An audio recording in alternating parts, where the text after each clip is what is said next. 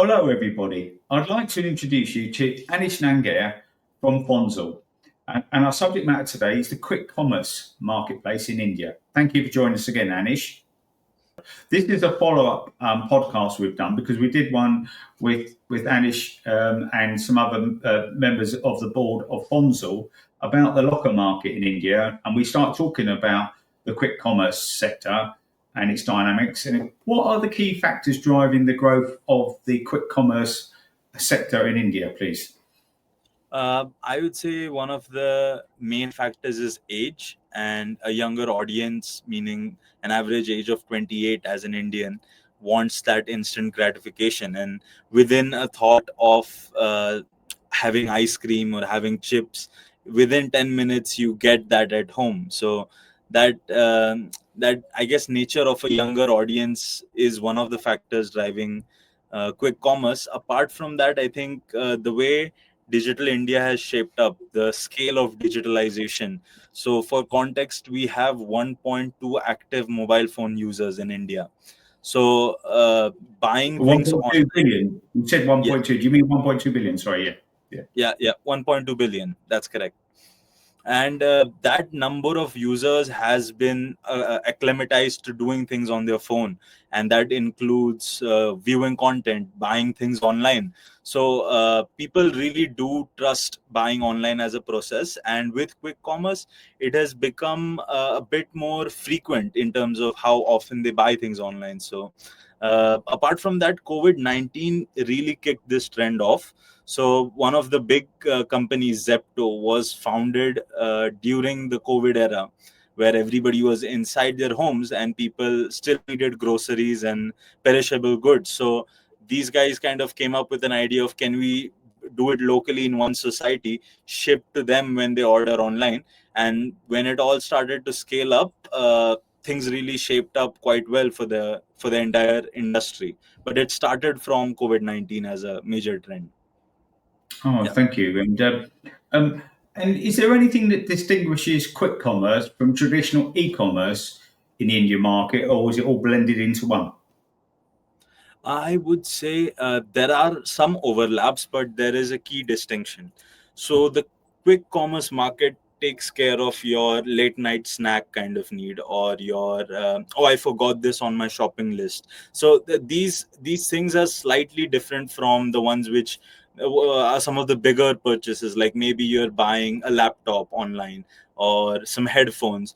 Usually these tend to be a more e-commerce focused purchase compared to, say, a few groceries that you need, or milk, or even for that matter, we have festivals in India. So the quick commerce industry really drives a lot of festive purchases as well. So it's that sort of difference, but speed is the key difference in its I guess real essence. Something that can come at your place in 10 to 15 minutes at the most is where quick commerce stands out. And then the e-commerce deliveries are from your 2 days, 3 days instant. Those are considered fast, and then your a week plus kind of schedules. So I think time delivery is the key differentiator. No. How do Indian consumers' shopping habits differ from those in other markets you're aware of? One of the first things that comes to my mind is price sensitivity. India is a highly price sensitive market, and people really trust the brands they buy. So these are two things that stand out. And the way quick commerce has played into this is they offer massive discounts that even sometimes retail stores cannot provide.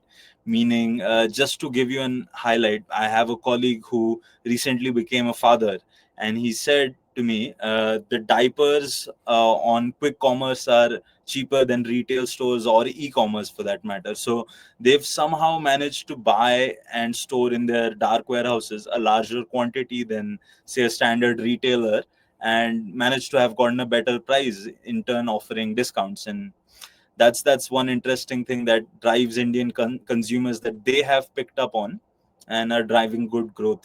And how do quick commerce companies manage their supply chain to ensure fast delivery times? Yeah, sure. So I think the key point we were touching on before was dark warehouses. Now, this is a concept of having a really small warehouse, almost like a mom and pop shop. Basically, it's not much bigger than that. That is at n number of locations throughout the city, only catering to a very hyper localized area. So it won't go more than 3 kilometers. It won't service anyone more than 3 kilometers away.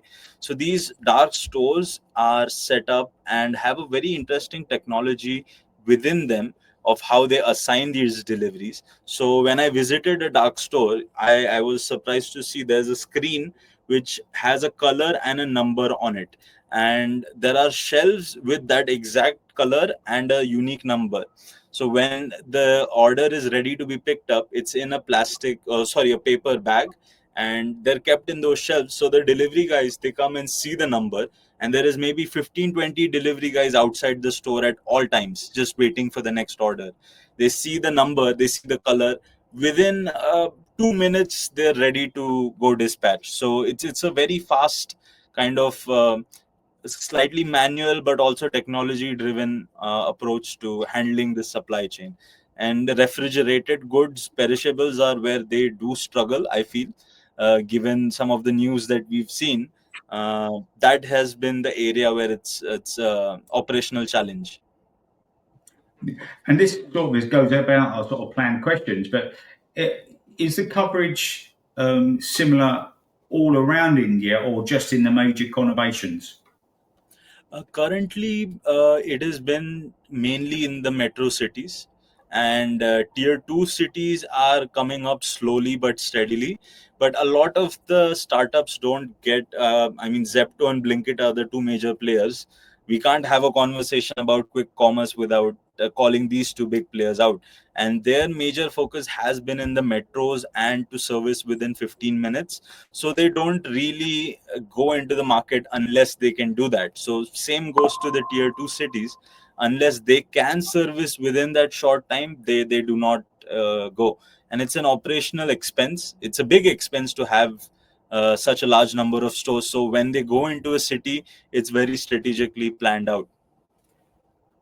Okay, and do you think that will that growth happen over time, or just not happen at all within the quick commerce world? I think it will happen. It looks kind of inevitable in our market right now, at least, but it won't be at the expense of cash burn, because the way this industry has grown has not been very profitable, or you can say, just as a statistic, over 14 billion US dollars have been spent by VCs in India in this industry, and it's still barely profitable. It's not there in terms of profitability. So once they achieve that within the metros, I feel that is when we will see that next stage of expansion into tier 2 cities. Okay, that's great. And what impact has quick commerce had on consumers' behaviours and expectations in India?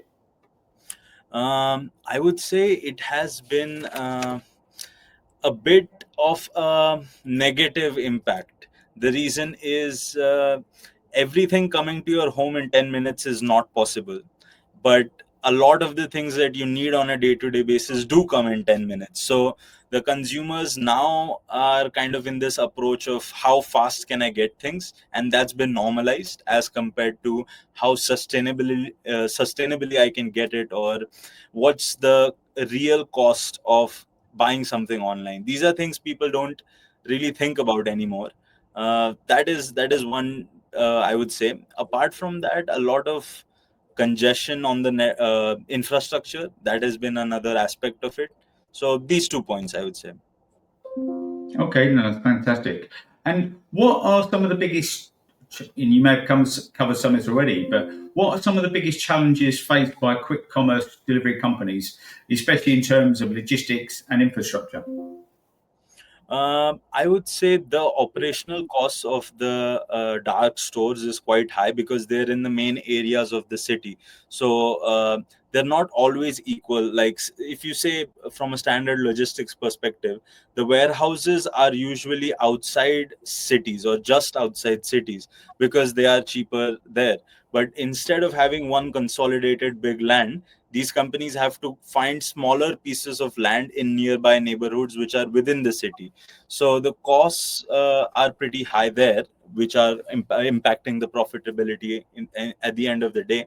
Apart from that, I would say when it comes to perishable goods, right, they need to have that much throughput of pushing those products. Otherwise, the purchases turn into losses pretty fast. And there is only so many discounts people can give on these vegetables once they go rotten. So, one big complaint we have seen with quick commerce is vegetables, fruits not being up to quality, and the standards not being met. So, something that stays on the shelf for 2 or 3 days is a tough item to have in their inventory for them as well. But people do need them and people do buy them. So it's one of those challenges of how much to buy and how much we sell. So apart from that, one more challenge I see is the discounts these companies offer, because we have two giants competing against each other constantly, and just to win the customer they will take an order at a ridiculous price. Like you can consider like maybe half the price for vegetables than what you would get at a vendor. So it's unnaturally cheap, and that means the costs are either being saved somewhere or the hit is being taken by the company. And a lot of the VC money that has gone into it is where these discounts come from. So driving it more sustainably is a challenge when it comes to the profitabilities. Yeah. And you say they're two dominant players. What do you think the end game will be? Will there be more players come into it, or will one player dominate and the other one maybe merge or be subsumed by the other one? That is a very interesting question, because here's the playing field, right? How it looks like. We have two young guys which are in their mid 20s, who are from Indian origin but born and brought up in Dubai and UAE. That is Zepto. And then we have this experienced guy who has been a giant in the food delivery industry, Zomato, who owns Blinkit, which is like it's quick commerce arm. And there is a third player now, Swiggy being like the food deliveries competitor. So Zomato's competitor is Swiggy. They have a new quick commerce arm called Instamart. So there are kind of three players, of which Blinkit of Zomato and Zepto are the big ones. I think there will be 2 to 3 players. It won't come down to just one player. One of the interesting moves done by Zepto recently was to launch Zepto Cafe, which is like a cafe that serves your coffees, croissants, things like that within 10 minutes. And that has brought a lot of the users back to Zepto.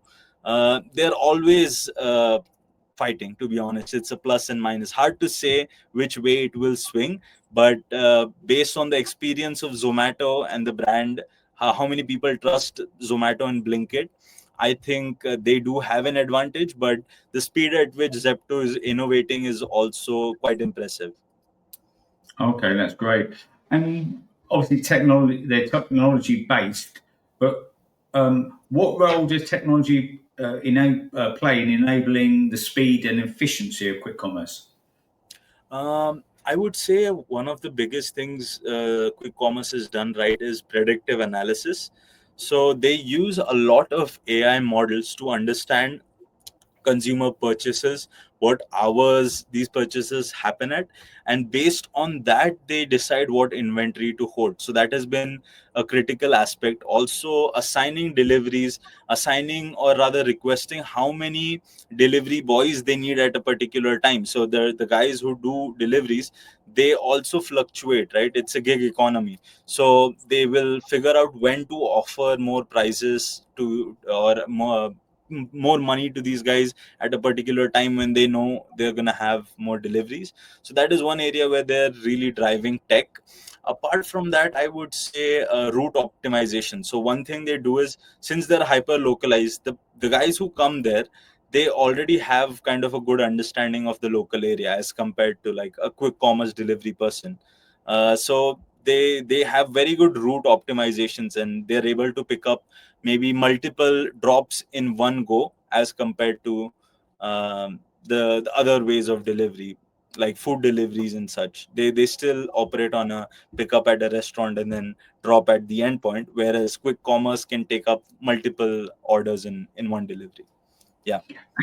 And again, this is that sort of the sort of place I thought we'd get to. But do you think that the quick commerce companies will get into traditional e-commerce because they're going in lots of the same places at the same time, or vice versa? um, I think it's going to be the big e-commerce players coming into the quick commerce game. We already see that with Amazon and Flipkart doing instant deliveries. They know that the market is headed that way. So it's been the way of quick commerce for the past 2 years. So all the bigger players are moving in now. That's the way it's going. No, that's great. And um, do you see any sort of regulatory challenges that could affect the quick commerce sector in India? I think there are two challenges. One is on the quality control of perishable goods, that has been quite questionable, and second, it has been on labor laws for these gig economy workers. Since it's a economy, it's completely differently treated as the way of employment, right?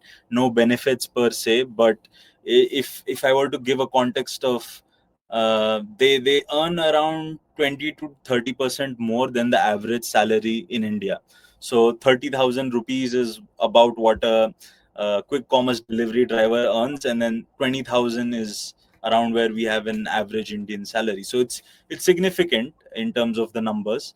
So, but they are not very protected legally. So they're expected to do faster deliveries, which can involve going on the roads in a risky manner. And Indian roads, as you know, are a bit of a risky place on their own. In the UK at the moment, there's lots of talk about the out of home delivery market developing quickly.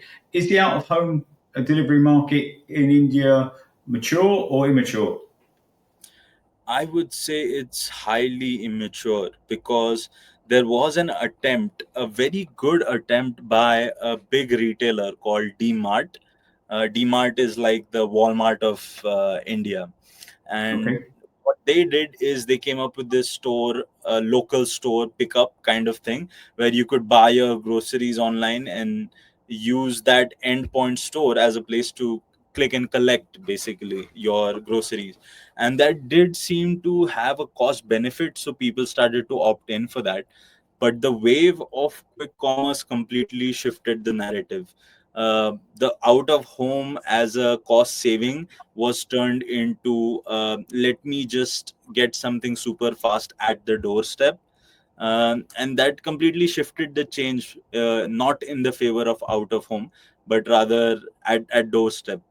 One more point to that is the rise in India's middle class. So, more and more people have a disposable income and they value their convenience rather than saving all the money they can, which is one other shift in how consumers are purchasing things now. No, that's great. And going further on to the sort of out of home delivery marketplace, we're talking about the quick commerce predominantly working in you know the major conurbations and big towns and cities. Um, is the usage of lockers developing more and more so in the smaller suburbs until the quick commerce world comes in there? Not really. The Indian suburbs are a very different place. So, just to highlight, suburbs in say the UK or USA for that matter are a premium kind of lifestyle with a bigger house, and a different kind of lifestyle altogether. Right? In India, it is not exactly an advantage or a more premium lifestyle, and not that the lockers are taking part in that place at all. Due to the high urbanization, I think everybody who has money still wants to stay within the city, because to get to work is 20, 30, 40 minutes. So I guess the benefit in India is, if you're rich, you stay closer to the workplace and you avoid the traffic. So it's not such that people try to move outside into the suburbs. That's where I would say the no lockers in the suburbs, if you're asking that. Yeah. No, that's wonderful. Thank you. And a tough question to answer, but how do you see the quick commerce sector developing over the next sort of 3 years? I would say there is a strong growth still to grow in terms of. I think one critical thing that will change is the cost structures. At some point, the VC money will have to stop being burnt and they have to be sustainable. So I think we'll see a rise in cost of quick commerce. But because of how acclimatized people are with this ecosystem, there still will be good growth. And I think overall, there is going to be a shift in the type of products they will sell. Now, just recently, I think it was a few months back, I saw a quick commerce company selling a PS5 on the platform, which was quite surprising. And now they're doing the new iPhones as well. So there will be a shift in what type of products they bring into these dark stores. And one of the things I see happening is a lot of the products that people buy on e-commerce uh, will start coming into quick commerce. So that's one trend I see happening. But it's One, big growth, most definitely. Yeah. that's good and great. Well, I just want to say a big thank you, Anish, from me and our viewers for giving us a good overview because it's really interesting to see how different markets work and how they're developing. So thank you so much for your time today, Anish. Yeah. Thank you so much, David, for having me. Glad to be here.